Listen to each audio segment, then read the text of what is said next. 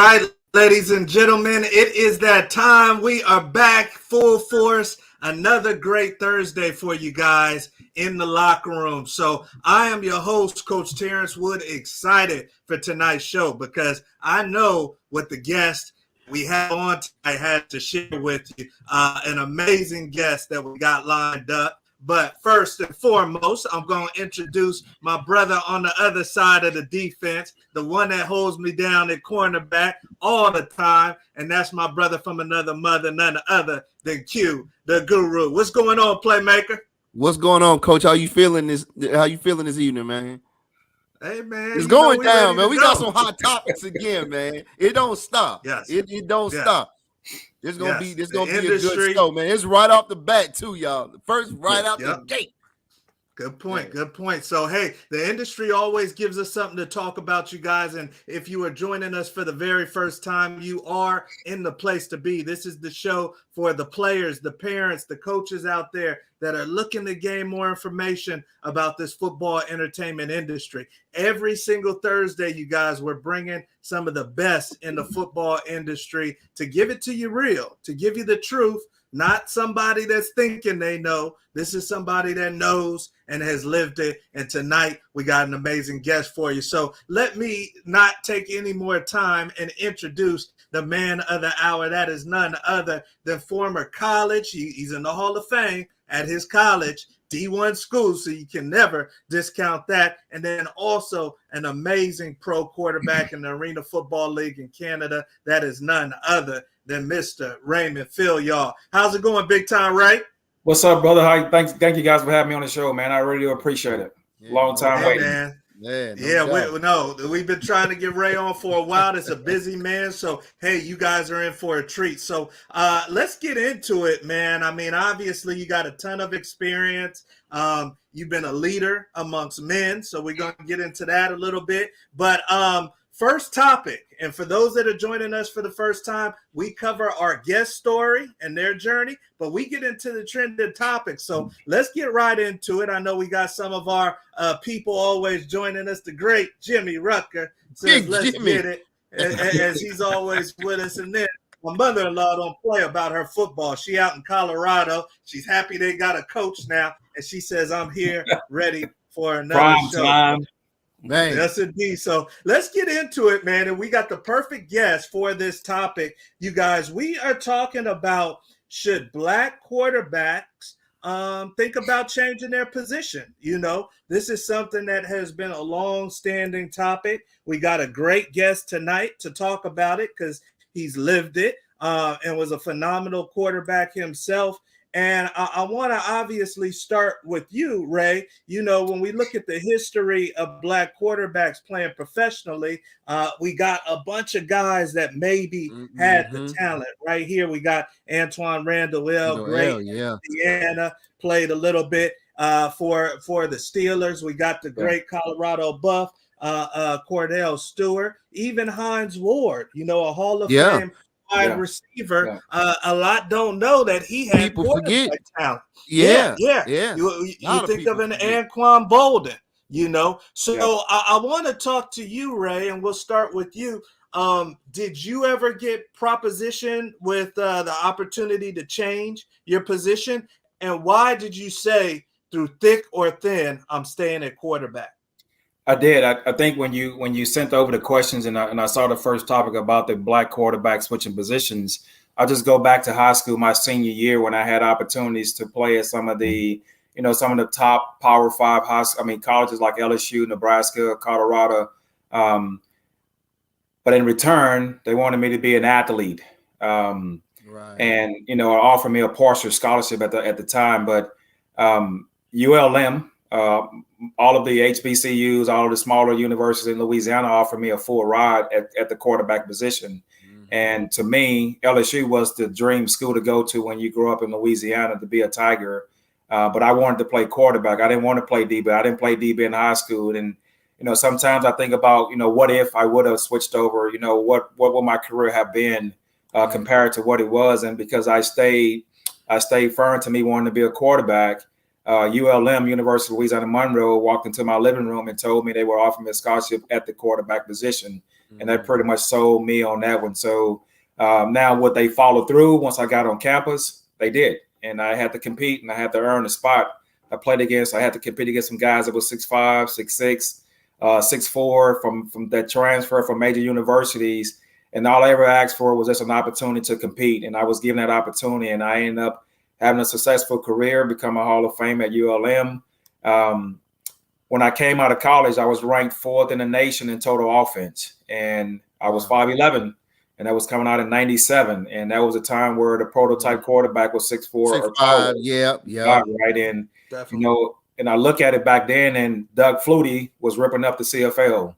And, I had pretty much every 6 of these CFL teams offer me the opportunity to be the next Doug Flutie because of my height and because of my mobility, and want to do the same thing that he was offering to the CFL. So that was my route. I didn't get an opportunity to try for an NFL team. The funny part about it, I saw Antoine Randall here.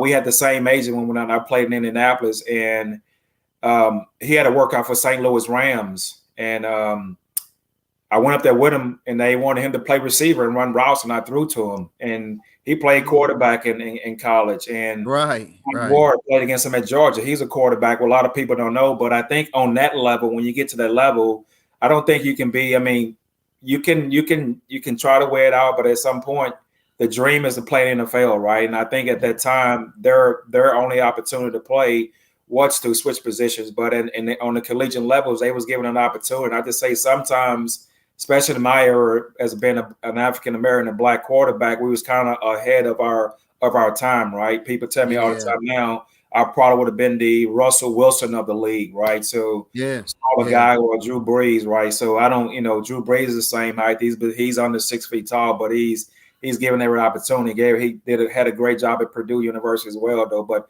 it's a tough road, and you look around now. I'm training quarterbacks now, and I have quite a few African-American Black quarterbacks that I train, and they're quote unquote athletes when I know they can play the position. So me being a quarterback coach, me have played the position, coached the position, also been a QB legacy, which is also former NFL collegiate arena football player, quarterbacks that are coaching in that league. We're trying to get kids in the classroom now, in the film room, to teach them and make them understand the game, so that when they get an opportunity, man, I can play with all of them. I can play with the best of them because my knowledge is also there as well too. And playing arena league, man, I had so much success because what people didn't know is how much time I spent in the classroom with Coach Hornsey, Mike Daly, Mike Wilpo, Brian Portlow. Those guys helped my career because they told me that it takes more in the classroom than being an athlete. That once you know what's going on,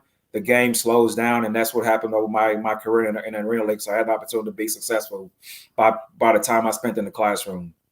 Yeah, that's huge right there, and definitely some great feedback. Q, we've seen some guys take longer to get to the NFL, or maybe not have the career that they should have, and having to switch positions. Right. If you had a young one in your home today, and he was a quarterback in Little League high school, would you be gearing him up to switch positions, or would you try to keep him at QB? No, absolutely. I would keep him a QB. I mean, I think that that's one thing that if you go back historically, like, we had just seen a clip of Warren Moon. Well, I mean, he, spent all those years up in Canada, obviously was ultra dominant, but I mean, people don't even realize, man, like Warren Moon ran a 4.4. Yep. You just you wouldn't know that. Like, he was ultra athletic. You like old tapes when he was at University of Washington in college. I mean, he was, run all over the place, will run away from guys. Yeah. But the issue has been, and it's unfortunate, is kind of going back to what you were saying about the classroom. The issue a lot of times has been historically on African-American quarterbacks is not the physical, it's the cognitive ability. Yeah. Yeah. Can they manage? Can they digest the playbook? Can they actually lead a team in between the ears? That's been the issue that Black quarterbacks have had to get around for decades. It's never been about physical ability. It's never been about arm strength. It's about progressions, knowing where everything is, directing your men like a general on the battlefield, and knowing the playbook backwards and forwards, audibles, you name. Okay. All right. So we can do that. Okay, so there you guys have it, and obviously, hot button topic. You can tell these brothers are passionate about it, and we're gonna get on to our next topic. Definitely, probably gonna come back to that one. So this another one is kind of in line, with what we're talking about. And then also this is more of a new age deal with today's quarterback. I know that you mentioned you train quarterbacks, right? Yeah. And you train some of the best, but we're seeing a development, man, where some of these college quarterbacks are having a hard time staying on the field. A lot of them are jumping into the transfer portal, like we see here with some of the stats.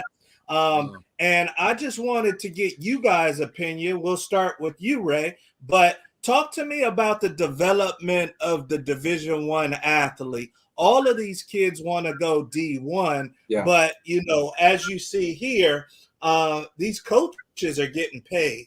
And if I'm getting paid, Ray, then that means they're expecting me to win, And when I look at these numbers, like right here, Kirby Smart, you guys, the head coach of the national champion Bulldogs.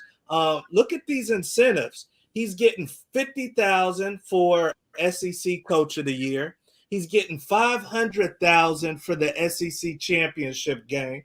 He's getting $300,000 for a victory in that game. He's getting $1 million for the national championship, which he already cashed out on. So if I got all this money tied up, Ray, to production, to wins and losses, and you guys know as well as I do, your quarterback's a major piece of that. He's a major part of that. For sure. Do I have time to develop a kid at the D1 level? If I'm Jim Harbaugh, do I have time to watch this kid throw 3 interceptions versus Ohio State, or maybe in game 1 versus a little school? What's your opinion on development at the D1 level? Again, the questions just I love them, man, because being a quarterback coach, I have several former teammates or guys that I coach in the Arena League that are now college coaches on a Power 5 level, where Damon Craig at Texas A&M, you have Dallas Baker, a receiver coach at Baylor. You have Chris Jackson from the AFL. He's a receiver coach for UT, and other guys around the country that are head coaches or position. Even Hunky Cooper is out in San Diego. So I call these guys and I say, hey, man, what are you guys looking for when it comes to a high school athlete, let alone quarterback?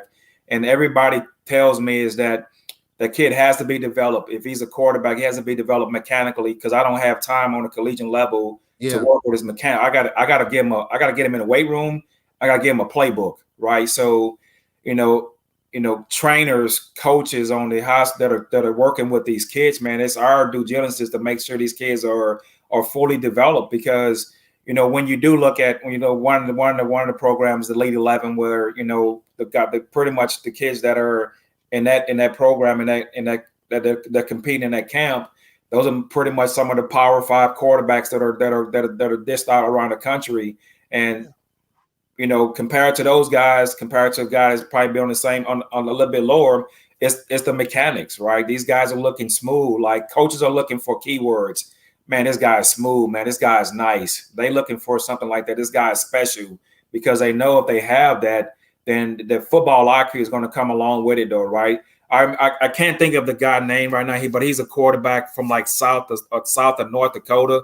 He committed to Ohio State, and I saw a little story on him where he was offered a nice amount of money from Washington State with the NIL deal, and he turned it down because he wanted to go to Ohio State because he wanted to be developed as a quarterback. And you look at the pedigree of quarterbacks that have come out of Ohio State. I mean, probably up to the last 8 to 10 years, everybody has had opportunity to play on the next level, which is the NFL, though, right? So he bypassed the NIL funds for now to go to a university where he can be developed as a quarterback, right? So that 3 years down the road, when he becomes a junior or senior, he has an opportunity now to play in the NFL, right? I think with the NIL deals, there's a couple situations where I look back at myself. If I was coming out of high school and I had an opportunity to get an NIL deal, where was my family financially, right? Could that money have put me in a position to take my family out of the neighborhood that I grew up in. You know what I'm saying? So some families are in a different situation where, yes, I need this money to help my mom. I need to get my mom out of this, or get my dad out of this, or get my brother or my sister out of this situation. So to some, I may need that NIL deal to not look to be developed. But then I look at my son, for an example. He's a junior, and financially we're not rich, but I went along that path, so I know right now he doesn't need anything financially. So I think for him, we're looking at schools where he can go on the next level and be developed as a quarterback, right? And, you know, money comes, money goes, right? And none of it is guaranteed, though, right? So I think sometimes when kids are having the opportunity to get kudos to you, congratulations, man, you guys earn it. But you got to look at the bigger picture 3 or 4 years down the road. Like, football comes to an end one day. Are you going to invest that money? Or are you going to go to a program where you want to go and what you want to do when you graduate? My son wants to get into physical therapy. So we're looking at 5 schools. They're in the top 5 when it comes to that major. And then, hey, by the way, you can probably play football there, man. So you can get opportunity to play collegiate football, be a college football player, and then get your education paid for, though, right? So when you're done, you have an option to go into start your life, or if you have an opportunity to play in the NFL on the next level, you have that opportunity, though. So we as quarterbacks, quarterback coaches, teachers, trainers, we have to do a better job of getting these guys mechanically sound when they get ready for the next level. Yeah. Okay. Sure. No, that's big right there. And I appreciate you elaborating on part of the issue, and you're putting it on the quarterback coaches and the trainers. Q, real quick with this topic, because I know you got some feelings on this too, man. We're talking quarterback, but all the positions. How do I know if I'm an athlete or a parent of the athlete? I just had a bad game. Coaches pulled me. Right. Do I ever get on the field? Should I stick at this college? Am I going to get another shot? What's your opinions? Again, kind of going back to the, you're going to have games like that, but in regards to, or do D1 players, in regards to development, you have to be where you have to have a trainer now. That's how the game has changed. You have to have that extra on the field work in order for you to already come to school develop. Because like you said, man, these coaches, man, everything is now. There is no tomorrow, because we're talking about too much money in regards to, especially with these Power 5 schools, So the reason that, again, the quarterback position is always going to come up, more so than any other position.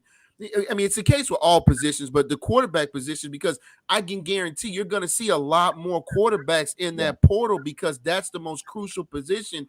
And it's almost like if you're a backup, if you're a backup and you're ready, you're always going to want, and you are developed, you're always going to want to be where, okay, I got to get in where I can get in right now because I'm on the clock. Good point. Yeah, no, that's a great point right there. I see some of our favorites joining in. We got the Munoz family from Texas, San Antonio. Obviously, they know what's up, Ernest? Yeah, so they're reaching out, and then this might be the wife or your son says, "Let's go, Coach Philyaw." So no, thank you guys for joining us, and we're definitely getting after it. You guys, like I said, these are real-time topics. These are things that you guys are going to be dealing with. Some of you guys might go to UTSA, you might go to San Jose State, Cal Berkeley, and then you're wondering, hey, are they really going to develop me here? Because coach making money, and I just threw 3 interceptions. So you guys might be you better come ready. Pay attention. Yeah, you better come ready. Better be ready, baby. So we're on to our next topic, you guys, and we definitely got some hitters tonight.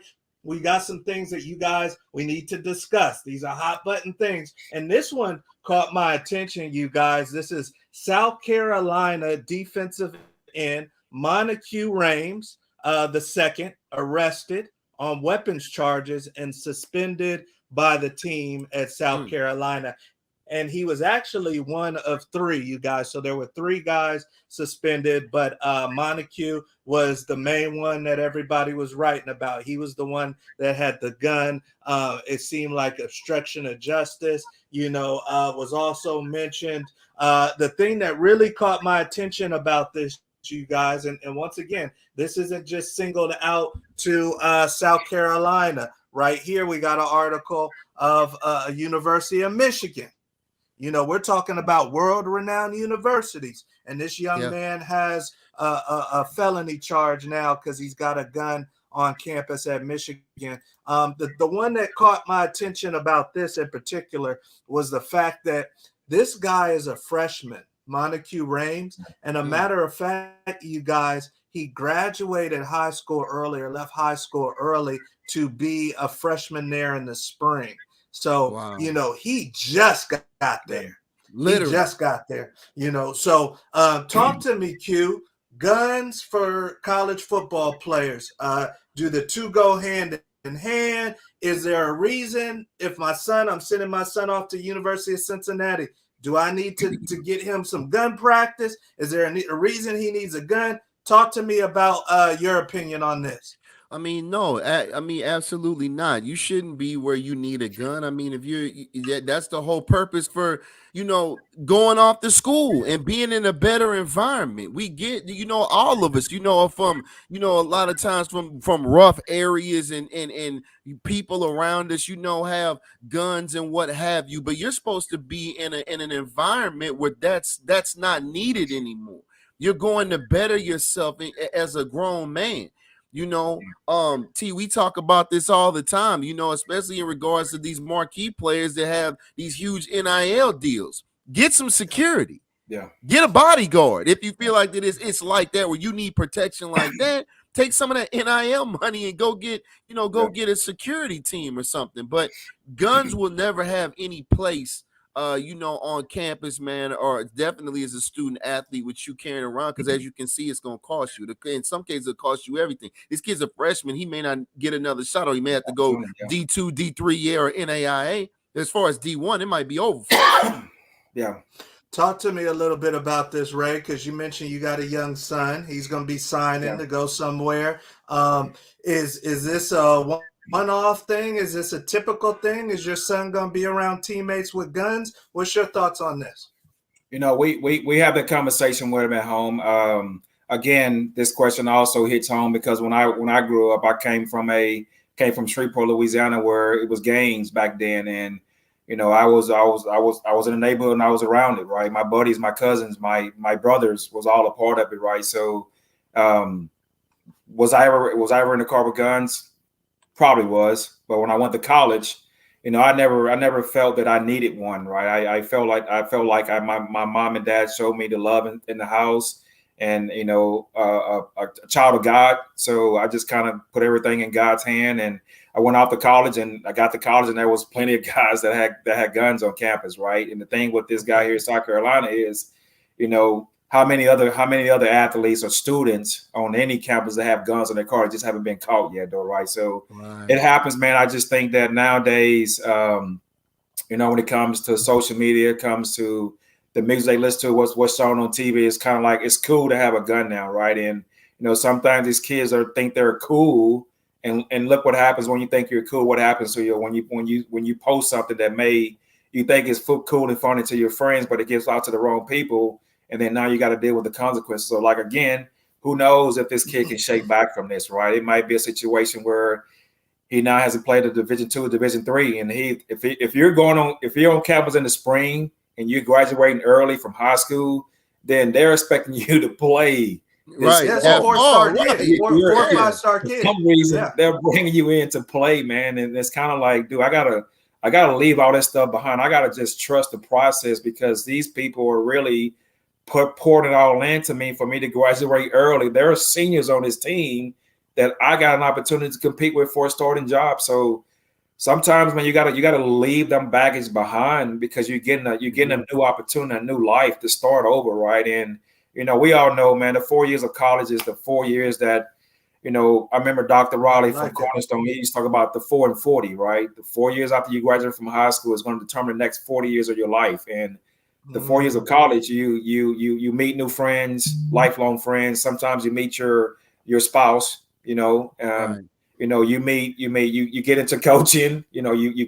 get around and pick some good people to coach, and then you graduate, and some of these people go off to be CEOs. They go off to be, coaches in NFL, and just that the relationship that you have, man. And don't screw that up, right? And hopefully he can bounce back from this opportunity. I know the position that these universities are put in.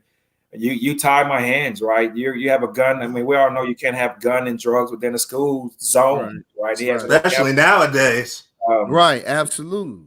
Don't give them a reason to take it away from you. Right. Don't give them a reason, man. But it's funny, guys. It's funny, guys, because you mentioned rappers, but the thing is, when you look at all these rappers that in their bars are talking about this, that, and the third, but they roll around with security. Yeah. They don't have guns. Wayne doesn't roll around with a gun. Yeah. Trippie Redd doesn't roll around with a gun. They got they got armed guards with them. That's my point. Go that route. But you don't carry a gun.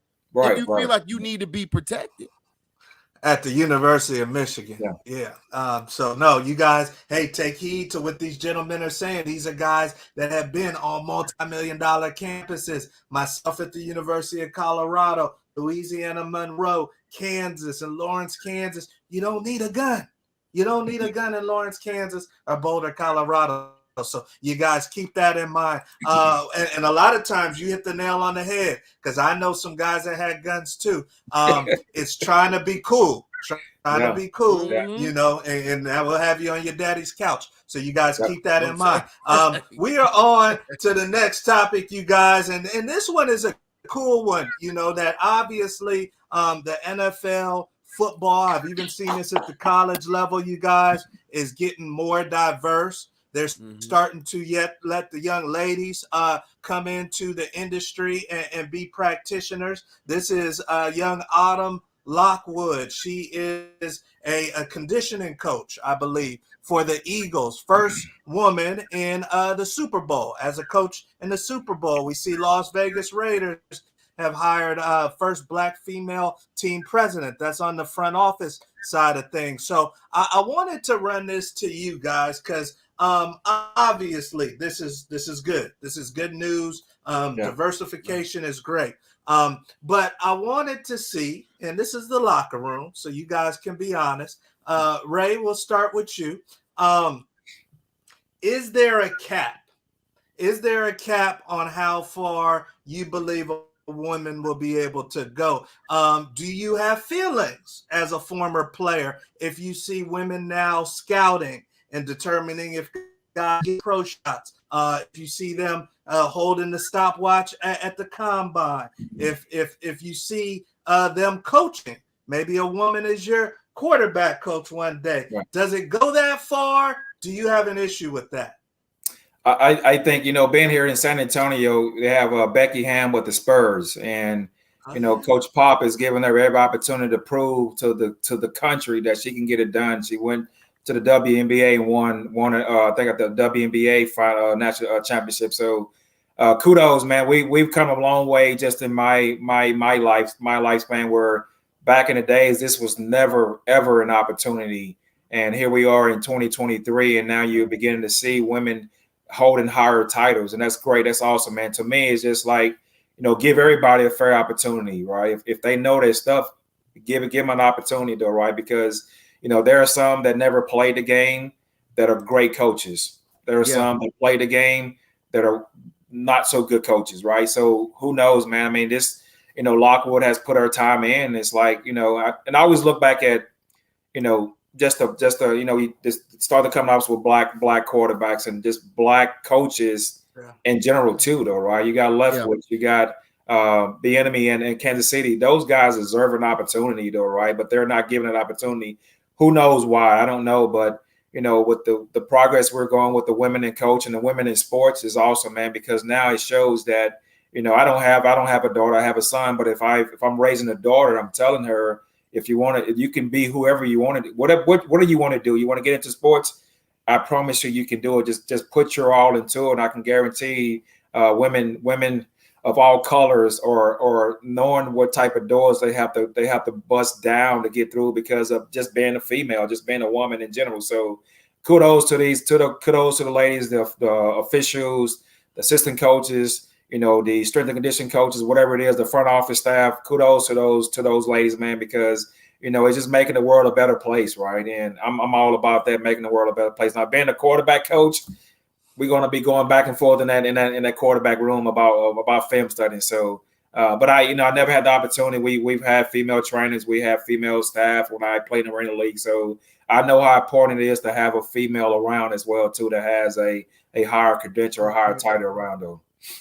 Great point. Yeah. Q, what's your opinion on this? I mean, this one makes sense because she's strength and conditioning. She's a conditioning coach. But do we see a position female coach in 10 years? What's your thoughts? I mean, I don't see why not. I mean, it's one of those things where a woman especially as a position coach, I mean, look how hard and how high her IQ would have to be even to be there. So you would actually, once we start seeing that, that they're overly qualified to be in those positions because they've had to outwork every single male counterpart to get to that point. And from the front office standpoint, you're looking at it like, I don't care what gender you are. Can you help us win? Yep. That's all that matters. Can you help us win? Period. So absolutely, you're going to see a lot of that. If you're an asset to this organization, bring them in, and you'll see more. All right. So one last thing.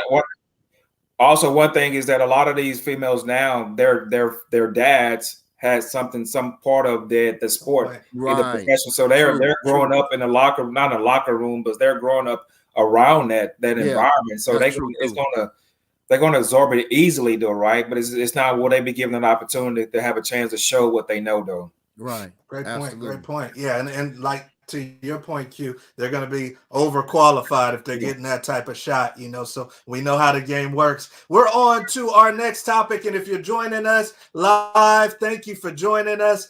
This is the Locker Room Show. This is where you should be if you want to get your football tea, if you want to get that information about what's going on in the industry and get it from the best. We got Ray Philyaw, former University of Louisiana-Monroe quarterback, threw for over 50 touchdowns in college, and he knows his stuff. He's working with the athletes right now, so you guys are in the spot to be. I wanted to bring up this next topic, you guys, and this is the great Wes Welker, former Patriots, Texas Tech, from the Big 12 days, Q, and he says that the NFL, you guys, is a little bush league with some of the disability stuff, that they're not trying to pay guys out. And right here, he says he literally put his letter on Twitter. Now, an interesting thing is that he's also still coaching, I think, for the Dolphins. So he's literally still in the league, you guys. And he put him on blast. He says, at NFL, I don't have the time or patience for this. Been an employee of the NFL for 18 years and still going on. This is Bush League stuff. And basically, for those who don't know, they're trying to get out of paying for some surgeries. He's got some surgeries. Yeah. He said that this is from football. Couldn't have been from nothing else, and I need this new knee. And they're saying, no, we ain't got enough proof. So talk to me, Q, in your opinion, what should the NFL, what should maybe some of these high-profile college teams be on the hook for with these players? I mean, they need to pay. I mean, we talked about this. I mean, shows and shows ago, we brought similar subject matters up in regards to this. Gentlemen, why do you think they extended the time with more games? They extended the time with more games because they're trying to be where you're still getting the TV coverage and as many jersey seats and the $15 hot dogs, and that's not even with mustard on it. But we're going to cut your career short because guess what? If you don't hit that 5 years, you're not getting a pension anyway. Right. So that's why you're getting into 17, 18, 19 games. That's why on the front end, they didn't mind being like, hey, we're going to cut down the preseason because once we want more regular season games because that's going to shorten careers. You're not going to see guys playing 10, 12, 14 years anymore. Nope. Guys are in 2, 3. You got to think it's already football, right? It's already football anyway. Now you have So more so for games. people that may not know, you're saying that they have to have a certain amount of tenure for them to be taken care of. Absolutely. It's a 5-year mark. It's if you're not in the NFL for 5 years, you get no pension whatsoever. You get nothing.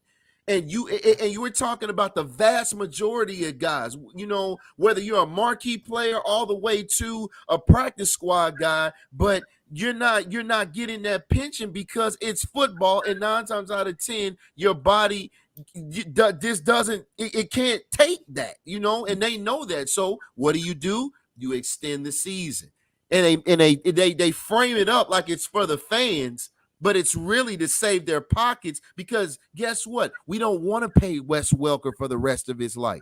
He's only in his late 30s. We're going to have to pay him for another 30, 35 years. Who wants to do that? So absolutely, it's total bush league. They need to pay for these guys. That's why we don't have Junior Seau around anymore. That's why we don't have these guys around. Yeah, Ray, I agree. Just like Chris said, is that you mentioned the 5 years, right? I remember plenty of guys that came through the Arena League, that was trying to get back to the NFL so they can get one game, just to get the pension. And I know that teams have a red flag. Hey, do not sign this player. Do not sign this player, right? And it's sad because a lot of guys just need one more game to get the pension, to get the benefits, right? And again, touching home subject here, 2 ACLs, torn rotator cuff, laboring in my throwing shoulder, and now I'm 48 years old. And man, I feel it, man. I feel it every day I wake up, and I look back at the Arena League. Who do I go after for some type of benefits of pension now that I played in the league for 10 seasons, right? So I don't know. The league is not around anymore, and now I have to deal with my own for playing. People always say I'm gonna play until the wheels fall off, and that's probably what I did. I probably played long enough or longer than I should, but I was playing on a high level, and I told myself I will retire when I know I couldn't keep up with the young guys, and had one ACL late into my career, and I kind of shut it down after that. So, man, it's a situation where organizations make a lot of money off of players, and all we ever ask for in return is to be able to have some type of lifetime disability case, because your knees are going to go bad if you play for too long, man. And I feel mine every day. My shoulder hurts and everything, but I got to get up and I got to go to work and figure it out, because I don't have the pension or the benefits that through the NFL that some of the NFL players have. So it's sad, man. But at the same time is, now as a former player, how do I raise my son now?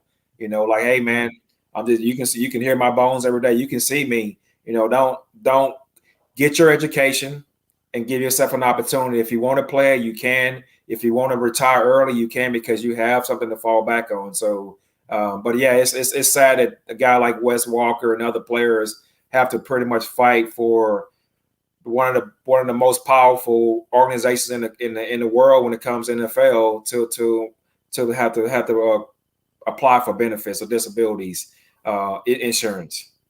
Yeah, no, that is sad, and there's been a lot of back end stuff, Absolutely.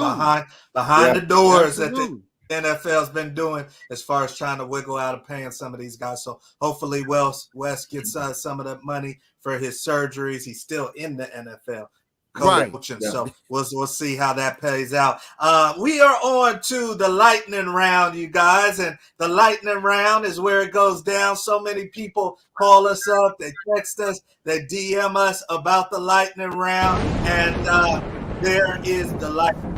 You guys know this is real. We got the thunder, we got the rain, we got it going down, and now we're gonna put our very own Raymond Philyaw through the lightning round. Now, for those that don't know, this is our version of word association. He's got 60 seconds, y'all, to tell us the first thing, and I think I got a pretty good list here on my notepad. The first thing that comes to his mind, so this is unfiltered. You guys know this is live, and we gonna hear what's on his mind. Now I know his son is listening too, so I know it's gonna be PG-13, PG, and we're gonna keep it cool. And let me get my stopwatch ready. So this is a quarterback. He's used to the 2-minute drill. He's used to scoring quick. So we expect him to do well. Now we don't just do this for fun, Ray. The number is 13.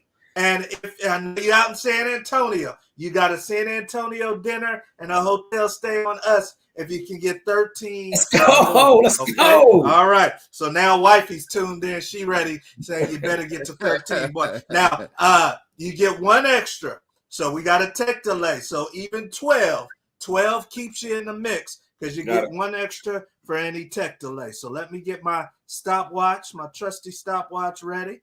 And even though he was a quarterback, he could scoop. I'm saying the first thing that popped in mind on the stopwatch. That's all. Okay. That's all. Yep. All right. So I got the stopwatch ready. Walk in the park. Zeros. So he's not getting cheated. And we about to start the lightning round. You ready to go, big dog? Let's go. Here we go. All right. First thing that comes to your mind. All right. Where'd my pen go? Hold on. That to be one word. If you want to go quick, from me to you, it's one word. All right. Let's go. So let's go. All right. All right. Number one. Get 0. Number one. First thing that comes to your mind. Aaron Rodgers. Go. Green Bay. Kendrick Lamar or J. Cole? Kendrick Lamar. Arena Football League. Indoor football. Kyler Murray. Arizona Rattlers. Arizona Cardinals. Favorite birthday cake. Strawberry. Marshawn Lynch or Derrick Henry? Lynch, baby. Andy Reid. Kansas City Chiefs. Ice cream cup or cone? Cup. Favorite superhero? 45 seconds. Superman. Kurt Warner. Iowa Barnstormers. Private plane or yacht? Yacht. Miami. Randall Cunningham. My hero. Time. Yeah, we gotta give him that. We gotta give him that one, Coach. All right. We gotta we'll give him that one. I don't know where my pen went. We're gonna give him that one. Now let me add him up. Okay. You might have got it. We're gonna revisit a couple of these. See, we're gonna revisit. So we got Aaron Rodgers 1, we got Kendrick 2, we got Arena Football League 3, Kyler Murray 4, 5 on the birthday cake, 6 on Marshawn, 7 Andy Reid, 8 on the ice cream, 9 on the favorite superhero, 10 on the Kurt Warner, 11 on the private plane, 12 on the. If we give it to him, then tie. So that's 12. We're gonna have to bring you back, brother, because with the tech delay, you tied for 13. So there you go. We're gonna have to have a final round at the end of the year. So that's a good deal. You there? You're in the running. You're in the running. Go. So let's revisit a couple of these. You showed your arena football days because you said Kyler Murray, Arizona Rattlers. Yeah, and that's right. an old arena football team. So Arizona Cardinals there. You're going with the Kendrick over to J. Cole, huh? Kendrick Lamar, man. Okay. And then he said he's going. Did you say strawberry on the birthday? Strawberry, man. What did you say? Okay. He said strawberry on that one, yeah. Okay, on the birthday cake. He said Randall Cunningham, hero. That was your hero? Yeah, one reason why I got into playing quarterback, man. Yeah. Wow. Definitely. Okay. And I think you did wear that 12 a few times. Yeah. And then he said, did you say Spider-Man on the superhero? Spider-Man, baby. Yep. Okay, all right. So there you go, you guys. So right there, he's in the running. We're going to have a runoff with him and I think the great Dustin Woods, who's in the Super Bowl. He's a strength and conditioning coach for the Philadelphia Eagles. So hoping Coach Dustin Woods does good. They said, get him, bro, with the Ray Philyaw tag. And then we got the great Jimmy saying, get him the Embassy Suites. I'll take that. I'll take that Embassy Suites, baby. Right. Want my complimentary waffles. We're going to have to get that in mind. So thank you guys for joining us. we are on to our last segment, you guys, of the show. And I know you guys that are catching this live are getting a lot of value. Once again, we're covering key topics. You're getting it from the best right here in the Guru and then Ray Philyaw. And then, we're going to get to our last question. And this is one, Ray, and Q, if you think of something while we're asking this, keep me posted, man. But you got a son. We've been talking about it, man. And this young man has some talent. Young Lincoln Philyaw. He's following in dad's footsteps, the whole apple tree theory. And you've been guiding his career, man. So as well as I do, Ray, quarterback's a different position. In my mind, it's the most dynamic in intricate position in sports. There's so many elements to it. I played it from little league all throughout high school. How did you know you had a quarterback on your hands? Because it's a little bit more than just throwing the ball. When did you realize you had a quarterback on your hands? And what are the elements as a parent should I be looking for in a quarterback? I know you're a quarterback coach too. You're a trainer. Yeah. What are the key elements that people might not be thinking of that determine if a kid is a quarterback? I think you have to be a people person, man. You have to have that energy where everybody likes you, though, right? You don't have to be liked by everybody, but when you walk into a room, your energy has to pretty much light up that room, right? And can my son, can he throw the ball? Yes, he can. Can he play on a high school level? Yes, he can. But I think I think for him is that everybody loves Lincoln, right? He talked about everybody loves Raymond back in the days, but everybody loves Lincoln when he walks into a room. He has that energy. It's something about the energy that you can feel a good vibe, you can feel a bad vibe from people, right? They walk in the room like, man, something about this person I just don't like, or hey, who is this person right here? Like, this person just brought some type of sunshine or brightness to this room.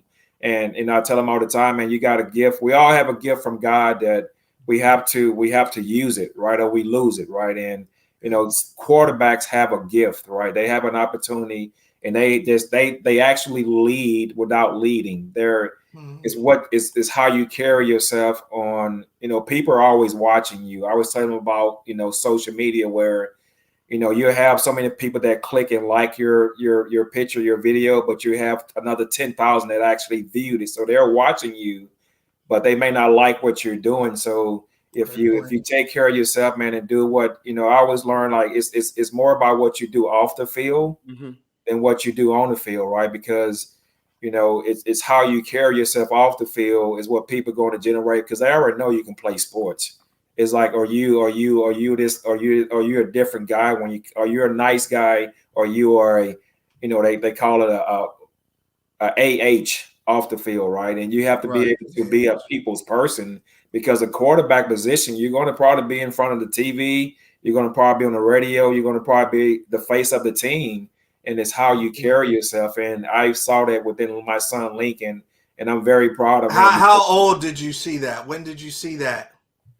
Probably in the seventh and eighth grade. He made it. He sixth grade. He was at a Garcia Middle School here, and he moved when I got the job at Cornerstone Christian Schools. He came over and he started seventh grade, and from that day on, everybody knows who Lincoln is, right? And that's pretty cool. And that when everybody knows you, there's nothing bad they can say about you, right? And that means that he's leading by example. So we have conversations in our house about the pros and cons, and you make a mistake, man, you got to deal with it. That's a mistake you made, and you got to live and learn from it, though, right? So the world is a messed up place now, man, and it's hard for these kids nowadays because they have so much going on that can distract them from being a classroom athlete. And sometimes you got to push it away, man. Push that negative energy away, and get into your tunnel vision and dial into what your goals are, right? And go make it happen, though, right? So I'm proud of him, man. Me and my wife, we're very proud of the opportunities that God has a plan for him, man. I just told him trust God's plan. Definitely. I love it. I love it. Q, I know you had a question. What was it? My question is, how do you, and again, this is all positions, but especially at the quarterback position, how in your opinion do you get these young players to be their own worst critic? Like when you're sitting down, because that's one of the hardest things, and that was one thing that I kind of struggled with, in high school, and got better as my career went along. But breaking down film and looking at yourself and being your own worst critic and trying to catch your own mistakes. Yeah. Because that's hard. And not just that, but like you said, in regards to the media and answering those tough questions, because as a quarterback, you're gonna take all the in a loss, you're gonna have to learn how to shoulder that. So I guess dealing with these youngins, what is your opinion on at least trying to help them prepare on being not only just the media, but being their hardest critic of themselves? Yeah, I tell I tell all my kids, I have, my son is Lincoln, but all my quarterbacks are training my kids, right? You can look at the picture right here. All these kids, I have an opportunity to make a difference in these kids' lives, and I try to make sure that my football field or whatever field I'm using is my ministry, right? And these kids are listening to me. But outside of your parents, outside of your household, the coach is the next biggest influence in these kids' lives, and I have an opportunity to influence these kids. So I have to be careful about the words that I use around these kids. And, especially my quarterbacks, it's more or less, hey, man, did he drop it? He dropped it. That's on him. I said, no, you got to throw him a better ball. Give him a better ball next time, right? And they look at me like, what are you talking about? I'm like, if you tell a receiver that dropped the ball from you, if you tell him you're going to give him a better ball next time, imagine what he's thinking right now. Like, dude, this dude is taking – he knew I dropped it, but he's taking the responsibilities, right? That. Yeah. Or if you get in front of – if you lose a game, right, you step in front of the podium or the mic and you say, hey, I have to play better as a quarterback. I have to play better for my team to win. And you take the lead, man. And when you do that, your teammates, your locker room is going to know, man, this guy has our back, right? So just take the blame when it's even not your fault, though, right? But when you're winning, guess where I need you to be?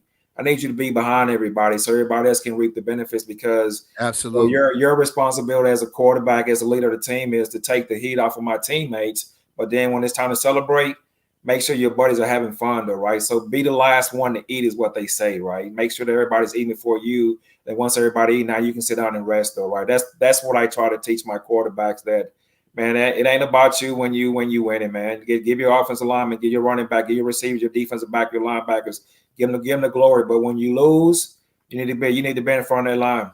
You need to make sure that you're in the front of the line taking all the responsibility. You got to play better. You have to play better. Don't blame anybody else. Right. We all know when we watch film, there was a play here, there was a drop here, there was an interception here, there's a drop in it, whatever it is. We all know what happened during the game. We're going to see it on film again, but just be the man and just take responsibilities, right? Take it on and then move on. It comes and goes. There's one last thing I always tell kids in high school.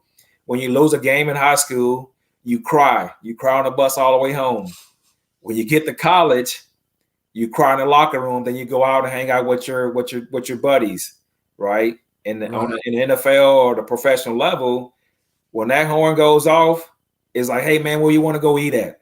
You know what I'm saying? So the older you get, man, it's easier it's easier to move on, because I can't change anything about that game. I can only watch film and get better for the next week, upcoming week. So I try to make sure guys understand, hey, move on, the next play right now, move on, the next game, move on, because I can't change it. I can make sure I don't make the same mistake twice, but it's just the fact of, being in front of the pack, man, when things aren't going so well, take that heat and then relax in the back behind your teammates when we're winning.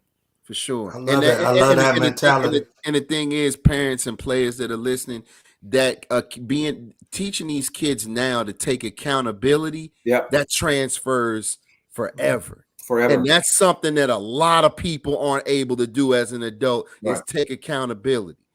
This game, you instilling that in them right now.